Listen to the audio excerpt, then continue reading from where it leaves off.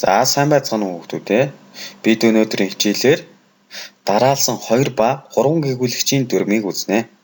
За энэ дүрмэнд нь холбогдох хэлний үзүүрийн на, нэ, но, нөө гэсэн нөхцлүүд байна. За тэгэхээр дараалсан 2 гээгүүйлэгчийн дүрмийг үзье. Дараалсан 2 гээгүүйлэгчийн 2 дахь нь хэлний үзүүрийн на, нэ, но, нөө байвал шууд залган бичнэ гэсэн дүрмийг үзсэн байна. За жишээ авах хэлбэг бичвэл үзүүлнэ гэж үчихэд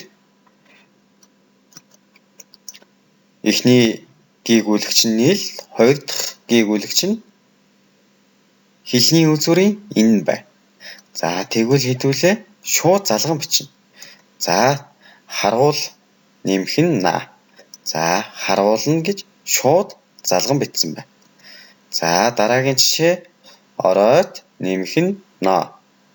За үүн дээр мөн шууд залган бичнэ. Дараагийн жишээ нь өг нэмэх нь но. За энэ дээр мөн ижил шууд залган бичнэ.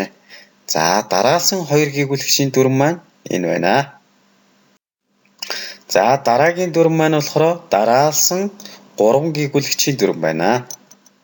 За дараалсан 3 гээгүүлэгчийн дүрм маань дараалсан 3 гээгүүлэгчийн 3 дахь нь хэлний үзүүрийн на, нэ, но, нөө байвал өмнөө заавал эгшигтэй бичигдэнэ.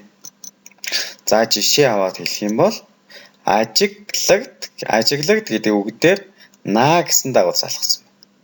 За эхний гээгүүлэгч нь г, хоёр дахь нь д, гурав дахь нь хэлний үзүүрийн энэ байна. За тэгвэл өмнөө заавал эгшигж эргэлэгдэж ажиглагдана гэж бичсэн байна. За дараагийн жишээ нь үзэгд гэдэг үгэн дээр нэ дагуулс алгасан. Мөн үзэгдэн гэж бичсэн байна. За дараагийн жишээ нь ойлгогд гэдэг үгэн дээр но дагуулс алгасан.